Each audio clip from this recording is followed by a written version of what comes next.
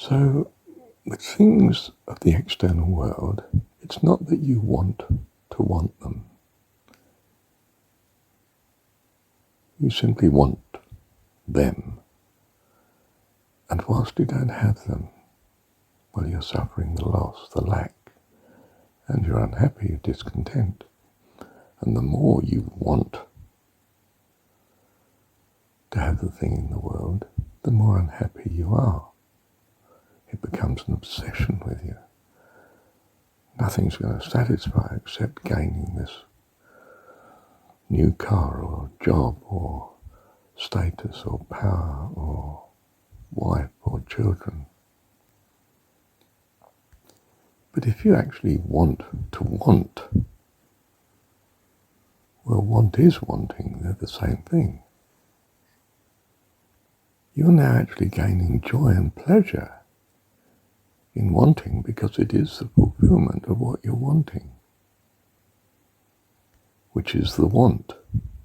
In other words, the want is not in itself a negative now, because it doesn't require something to happen about the object of the want,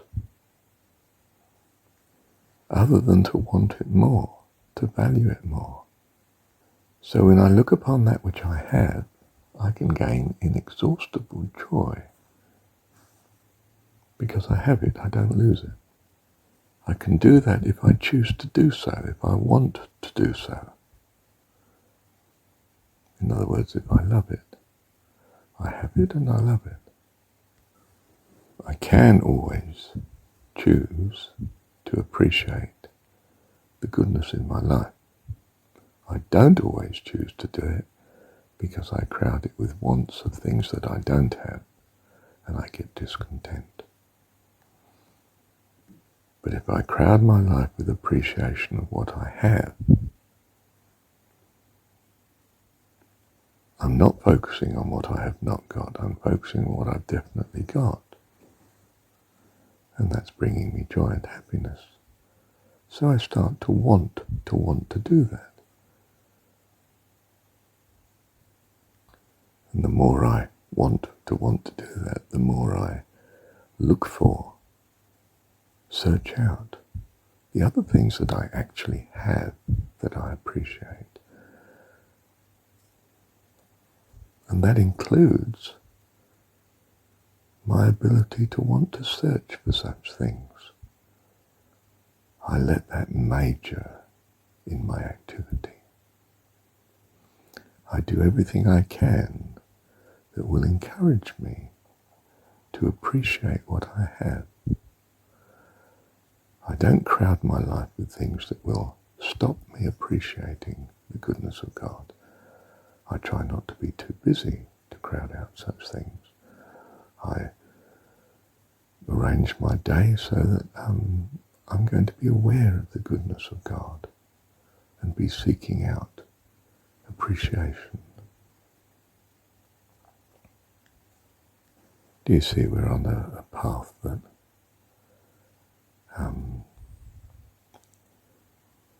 encourages and builds and underlines and protects the activity that's truly going to bring gratitude and the joy and the peace and the hope and the love that flows from that. The great trust, the assurance. And that's the holy life. Thank you, Heavenly Father. With me, it's 2 years later, more, and I'd like to add a note here that how important it is when someone comes to you and tries to, in a sense, make you feel slightly guilty that, do you think you could give your time to this and be active and be on this committee or join this group, help fund this and, be active in, and could you be the secretary of or the administrator of or the on the board of or a member of or do the outreach with? And the answer is, no, I'm actually seeking at present to do less. I'm trying to minimize those things that distract me from just appreciating all that's good and all that is right and all that God has done for me and those around me. I'm not prioritizing at present increasing such, but appreciating that which God has already done. Certainly the good,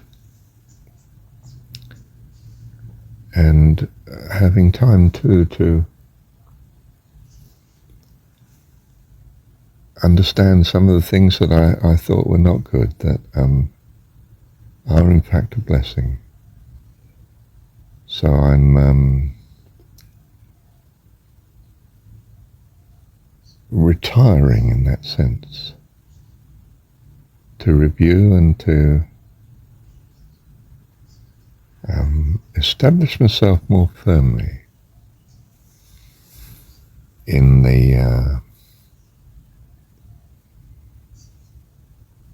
blessings that we have had and have of God, rather than seeking more at present. Do you see? You're not there to be obligated to use all your time.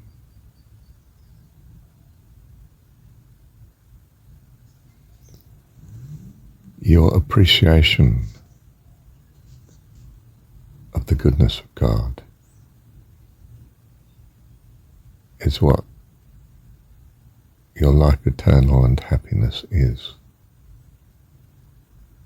Not your focusing on more.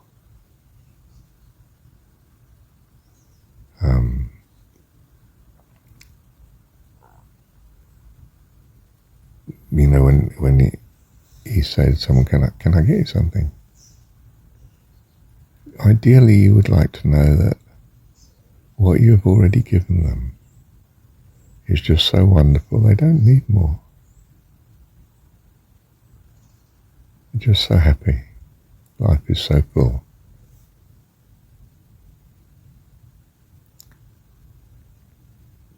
You get this, don't you? You've made a meal.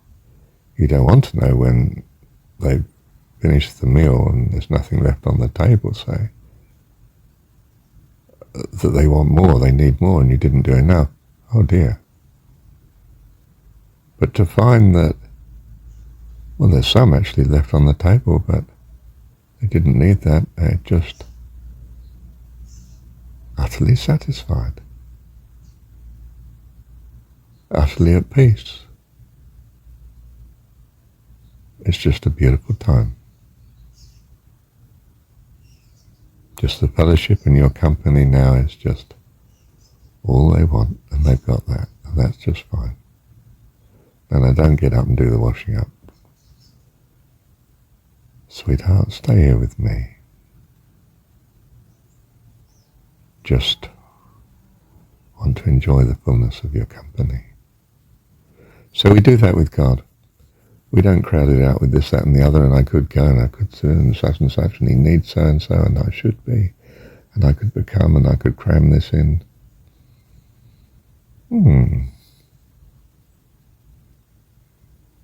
No, I'm just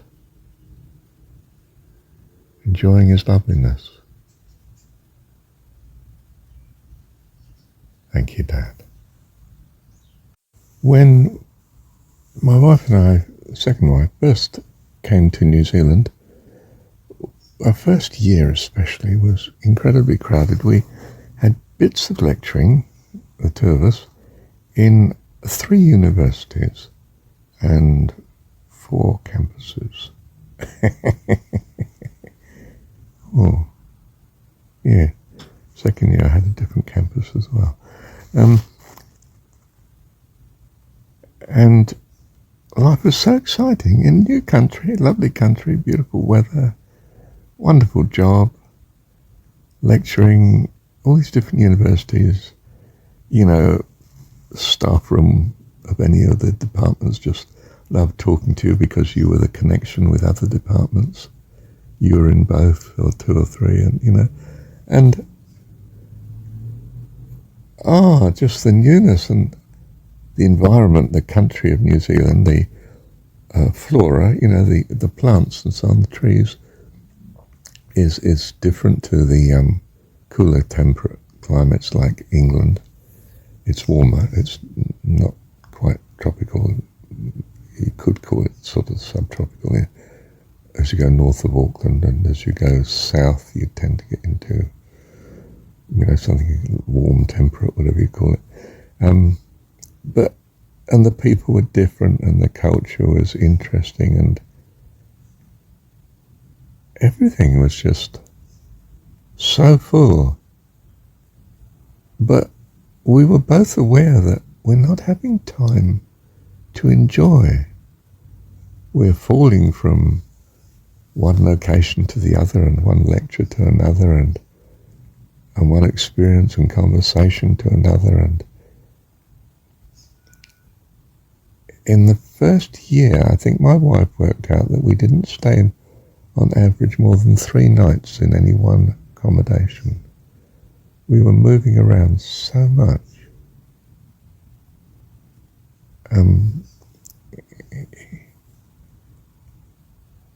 Just astonishing.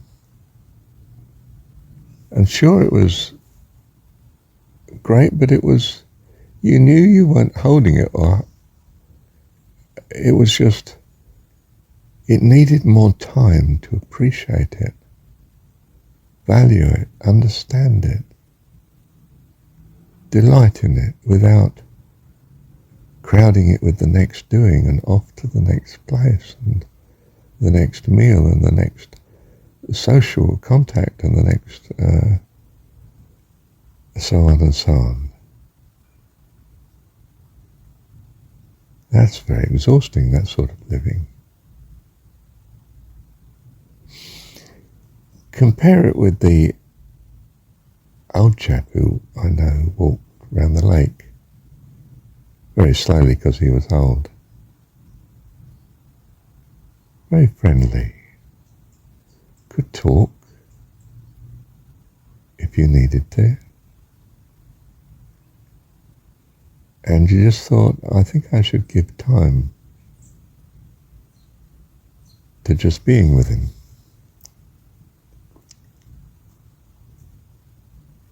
I don't mean he was some religious fanatic like myself.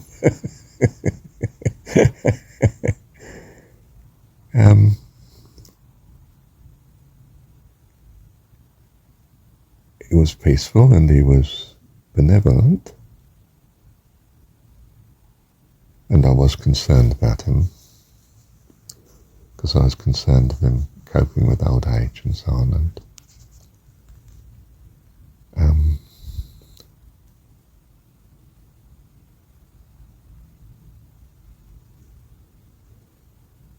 but you see,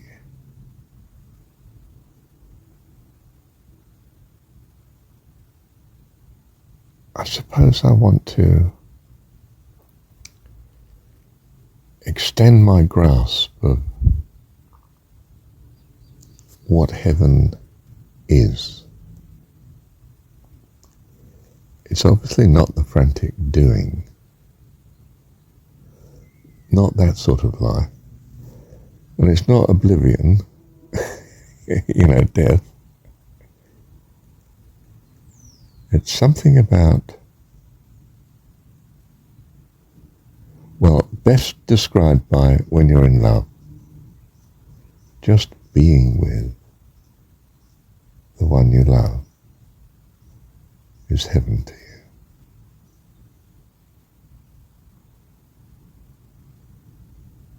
Just being with. Doing some things, yes. Not doing things, yes. But with her, because you love her. You just love her company. That's, I think, how I want it to be in heaven. Yes, it might be on a vast scale. It has to be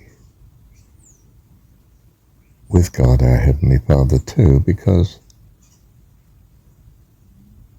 I understand Him to be the cause of all this goodness. So to be with Him is absolutely everything.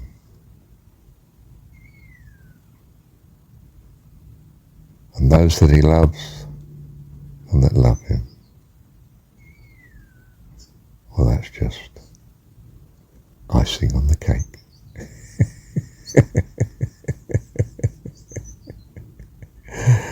Love you, Dad. Thank you, Dad.